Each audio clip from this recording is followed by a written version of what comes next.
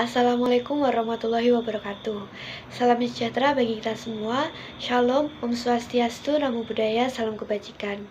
Yang terhormat, Ibu Dr. Rahmawati Kusumaning Tias, SEAK, MSE, CA, ACPA, selaku dosen pengampu mata kuliah Tata Kelola Korporasi. Pada video kali ini, kami dari kelas akuntansi 2023G kelompok 8 akan menyampaikan materi terkait dengan the board. Sebelum memulai penyampaian materi, izinkan saya untuk memperkenalkan anggota kelompok kami terlebih dahulu. Yang pertama ada rekan saya Anita Berliana Cantika dengan NIM 167 dan saya sendiri Hansreja Alita dengan NIM 183. Baik, langsung saja kita mulai materinya. Jadi pada kesempatan kali ini kita akan mempelajari 7 prinsip yang harus diterapkan oleh direktur perusahaan menurut Combined Code. Di mana prinsip yang pertama itu ada dewan direksi. Jadi setiap perusahaan itu harus dipimpin oleh dewan yang efektif yang secara kolektif bertanggung jawab atas keberhasilan perusahaan.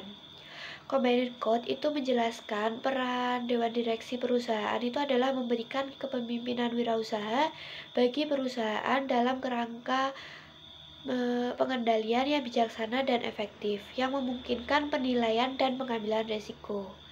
Jadi dewan direksi itu harus mampu menetapkan tujuan strategis perusahaan, memastikan tersedianya sumber daya keuangan dan manusia yang diperlukan untuk mencapai tujuan perusahaan, meninjau kinerja manajemen secara berkala, menentukan nilai dan standar perusahaan, dan memastikan kewajiban perusahaan terhadap pemegang saham dan pihak lain itu dipahami dan dipenuhi.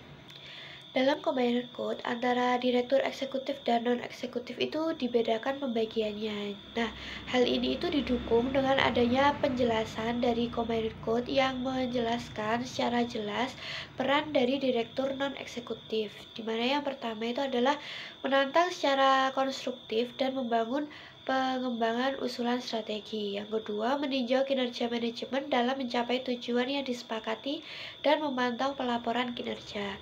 Yang ketiga, memastikan integritas informasi keuangan serta memastikan bahwa pengendalian keuangan dan sistem manajemen risiko itu kuat dan dapat dipertanggungjawabkan.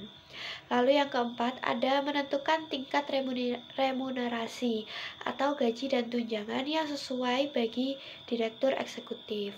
Kemudian yang kelima, yang terakhir yaitu adalah memegang peran utama dalam menunjuk, memberhentikan apabila perlu, dan merencanakan suksesi direktur eksekutif. Nah, agar direktur non-eksekutif itu dapat menjalankan perannya secara efektif, maka Combined Code itu merekomendasikan bahwa harus ada seorang direktur non-eksekutif senior selain ketua dewan. Dan direktur non-eksekutif itu harus mengadakan pertemuan berkala tanpa kehadiran direktur eksekutif dan setidaknya sekali dalam setahun tanpa kehadiran ketua dewan.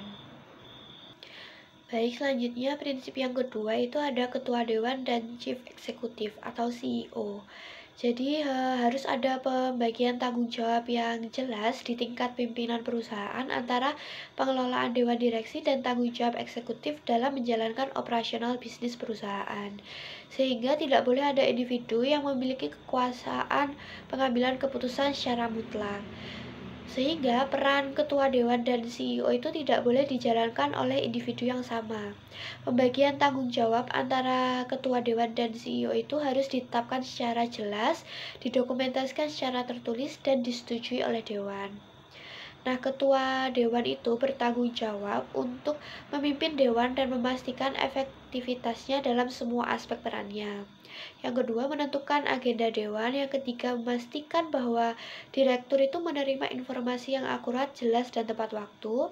Yang keempat, memastikan komunikasi yang efektif dengan pemegang saham. Dan yang kelima, mendorong kontribusi yang efektif dari direktur non-eksekutif dan membangun hubungan yang konstruktif antara direktur eksekutif dan non-eksekutif.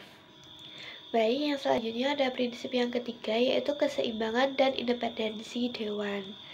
Nah, prinsip utama dari bagian ini itu adalah bahwa dewan direksi itu harus mencakup keseimbangan antara direktur eksekutif dan non-eksekutif, terutama direktur non-eksekutif yang independen. guna memastikan bahwa pengambilan keputusan di dewan itu tidak didominasi oleh satu individu atau kelompok tertentu.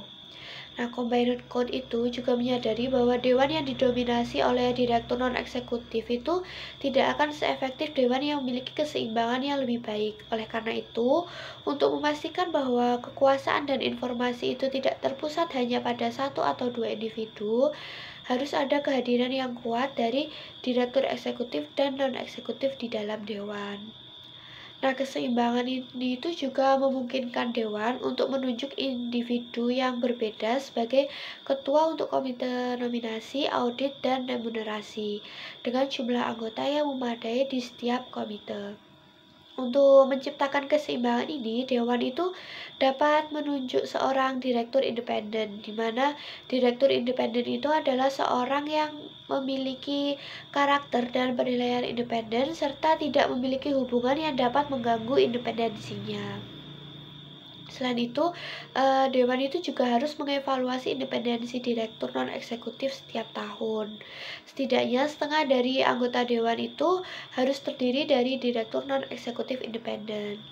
Salah satu direktur non-eksekutif independen itu harus ditunjuk sebagai Senior Independent Director atau SID, yang dimana dia nanti itu berperan sebagai penghubung bagi pemegang saham atau direktur lainnya. Pengangkatan anggota dewan. Dalam proses perekrutan direktur baru untuk dewan perusahaan, ada aturan yang harus diikuti agar prosesnya ini formal, ketat, dan transparan. Nah, salah satu prinsip utama adalah memastikan bahwa calon yang dipilih ini memiliki cukup waktu untuk menjalankan tugasnya dengan baik, dan bahwa ada rencana yang jelas untuk menggantikan ketua komite jika diperlukan. Nah, proses rekrutmen ini yang direkomendasikan harus didorong oleh komite nominasi yang mayoritas anggotanya harus merupakan direktur non-eksekutif yang independen. Komite ini harus dipimpin oleh seorang direktur independen atau ketua perusahaan, kecuali jika perekrutan tersebut bertujuan untuk mencari pengganti ketua.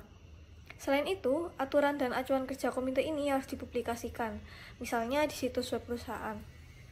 Evaluasi kinerja. Nah, Kode Gabungan menegaskan bahwa direktur harus menjalani evaluasi kinerja secara rutin, sama seperti bagian lain dalam perusahaan. Prinsip utamanya adalah bahwa Dewan Direksi harus melakukan evaluasi tahunan yang formal dan ketat, baik untuk kinerja keseluruhan Dewan, komite, maupun masing-masing direktur. Nah, evaluasi ini harus dijelaskan dalam laporan tahunan perusahaan, termasuk bagaimana prosesnya dilakukan. Nah, bahkan Ketua Dewan Direksi juga harus dievaluasi. Hingga laporan Higgs menyediakan daftar periksa untuk membantu dalam proses evaluasi kinerja ini. Evaluasi kinerja. Nah, Kode Gabungan menegaskan bahwa direktur harus menjalani evaluasi kinerja secara rutin, sama seperti bagian lain dalam perusahaan. Prinsip utamanya adalah bahwa Dewan Direksi harus melakukan evaluasi tahunan yang formal dan ketat, baik untuk kinerja keseluruhan Dewan, komite, maupun masing-masing direktur. Nah, evaluasi ini harus dijelaskan dalam laporan tahunan perusahaan, termasuk bagaimana prosesnya dilakukan. Nah, bahkan Ketua Dewan Direksi juga harus dievaluasi. Hingga laporan Higgs menyediakan daftar periksa untuk membantu dalam proses evaluasi kinerja ini. Yang terakhir yaitu pemilihan kembali. Kode ini mengikuti Undang-Undang Perusahaan 2006 yang mengharuskan semua direktur untuk dipilih kembali secara berkala berdasarkan kinerja mereka. Nah, Dewan Direksi juga harus melakukan penyegaran anggota secara bertahap, yaitu memastikan ada keseimbangan antara pengalaman lama dan perspektif baru. Setiap direktur harus mengikuti pemilihan ulang oleh pemegang saham dalam rapat umum tahunan setelah pengangkatan dan kemudian setiap 3 tahun. Pemegang saham harus diberikan informasi yang cukup, termasuk hasil tinjauan kinerja, untuk membuat keputusan yang tepat. Kemudian untuk direktur non-eksekutif, masa jabatan maksimal adalah 2 periode 3 tahun. Nah, jika ingin menjabat lebih lama, mereka harus melewati pemeriksaan ketat, dan setelah 3 periode, mereka dianggap tidak lagi independen. Baik, sekian pemaparan materi dari kami. Kurang lebihnya mohon maaf. Terima kasih. Wassalamualaikum warahmatullahi wabarakatuh.